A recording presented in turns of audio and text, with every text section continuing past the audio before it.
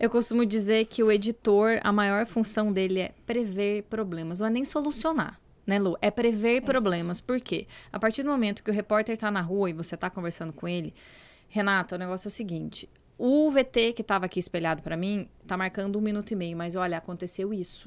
Eu falo, meu Deus do céu. Então tá, isso que aconteceu pode mudar todo o rumo, pode derrubar aquele VT, pode deixá-lo maior, posso deixá-lo menor. Daqui que o editor faz. Entra em contato com a produção, porque daí isso que aconteceu, a gente precisa apurar mais essa notícia. Você vai lá pro editor-chefe, que vai te matar, que você vai falar pra ele, viu, editor-chefe? Eu preciso de mais tempo.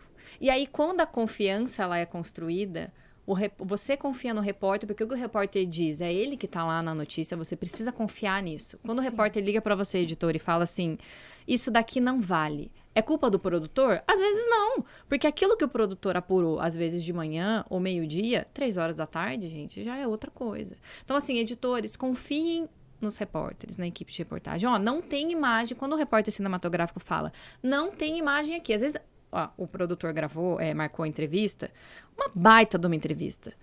Só que o cenário da entrevista não é o cenário do acontecimento e não tem imagem para produzir lá. Então, você precisa, ó, não vai dar para abrir o jornal, editor-chefe, essa matéria não vai conseguir ficar pronta, porque a equipe de reportagem precisa se deslocar até o outro lugar para fazer mais imagens. E quem que é o meio de campo de tudo isso? O editor. Então, ó, precisamos de mais uma nota-pé, porque eu vou botar uma parte do entrevistado falando isso, e ele tá acusando isso. Então, o produtor vai atrás. Quem que vai lá pedir arte? Editor. A gente sempre fala, não, vamos fazer, porque o nosso papel é deixar a informação mais clara possível, com imagens, com o texto, com a entrevista e com infográficos, seja lá o que for. Então, a gente sempre fica andando, né, Lu, na redação. Vamos lá no departamento de arte, ó, vamos fazer um gráfico assim, assado. Vamos lá encher o saco da produção. Vamos lá conversar com o editor-chefe, chefe de reportagem. Falou, ó, sua equipe tá parada lá no trânsito, a gente precisa... Vai passar do horário, não vai passar do horário. Então, o editor é a grande peça de encaixe em tudo, né? A gente é solucionador de problemas o dia todo, né? De todos um problema pequeno, um problema grande, todos passam por nós. Todos. E é legal isso que você falou, porque...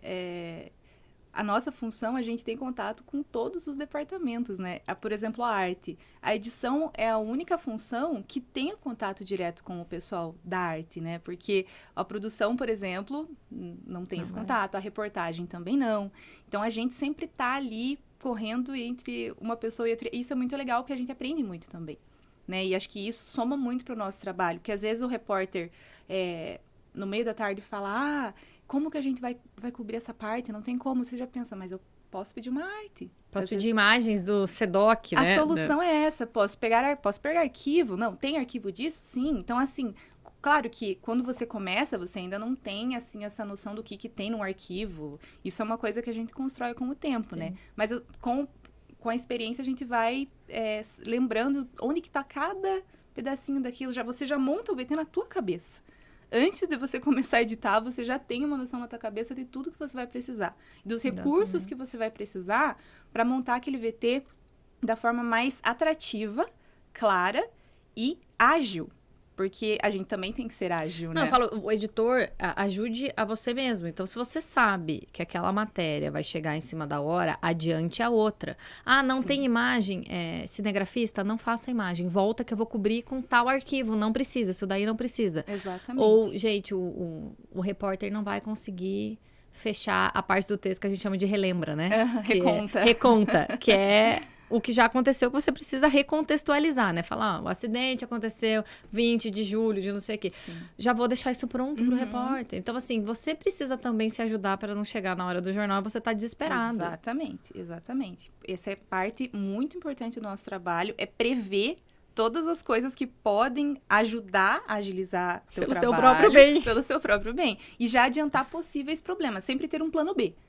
Se o repórter falou que talvez dê algum problema X, sei lá, no trânsito, ele não consiga chegar, mas então já vou deixar aqui uma nota no bike. Não leve o problema pro editor-chefe, eu acho que isso que é legal, né, Lu? Sim, exatamente. Você já chega pro editor-chefe e não deixa pra contar. Não esconda as coisas do editor-chefe. Jamais. Mas eu acho que você ir lá e só reportar o problema não é legal. Não. Você é editor, você tem essa autonomia. Então você fala, olha, editor-chefe, aconteceu isso, que tal a gente transformar isso numa reportagem, numa nota? Ou vamos subir um link. Ah, não é mais reportagem. Ó, a gente gravou aqui uma notinha coberta e o repórter vai entrar ao vivo. E que é isso que dá tempo. É isso que dá o editor tempo de vai falar, ele vai confiar em você, ele vai confiar na reportagem. Eu acho que isso é muito importante e isso que diferencia um profissional que se destaca do que não se destaca. É justamente, todo mundo vai ter problema. Mas a diferença é você levar o problema e já levar uma solução junto. Porque você vai ter que compartilhar os problemas, necessariamente, até porque faz parte da rotina. E óbvio que vão ter problemas que fogem da alçada, assim, que aí você precisa realmente pensar numa solução coletiva e tudo mais.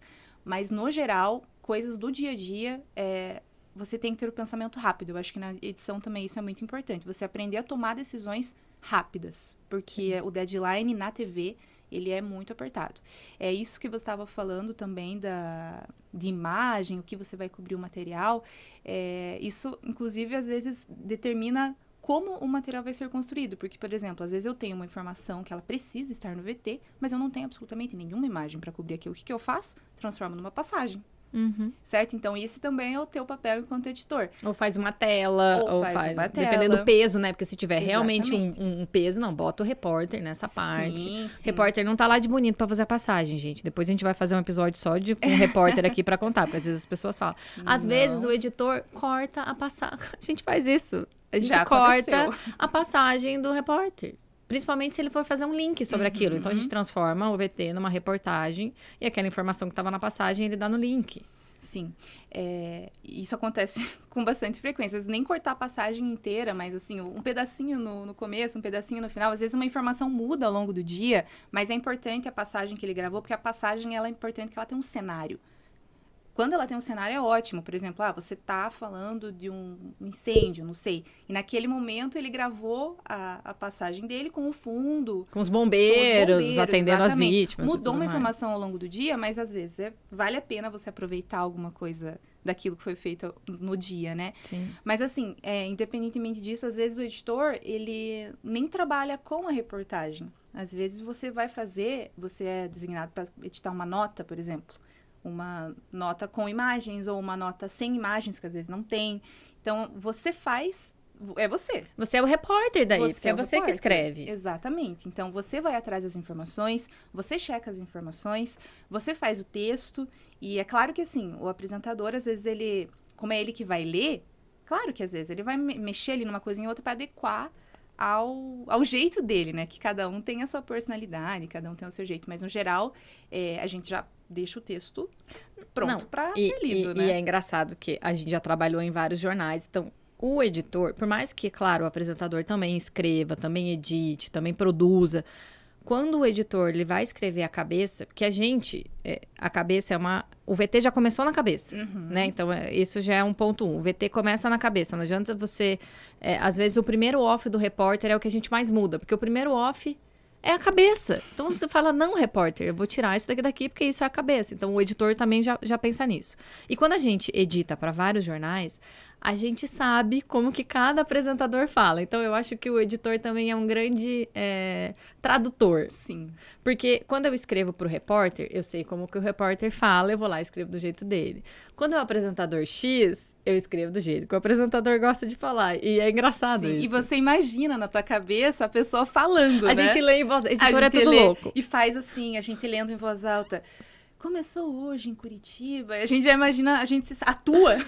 A gente pensa aquele apresentador falando isso. E aí, esse outro apresentador, ele fala, vem cá que eu vou te contar uma coisa. Isso a gente escreve, vem cá, eu vou te contar uma coisa. Principalmente em jornais curtos, como Boa Noite, não tem tempo para muita improvisação. Sim, com certeza.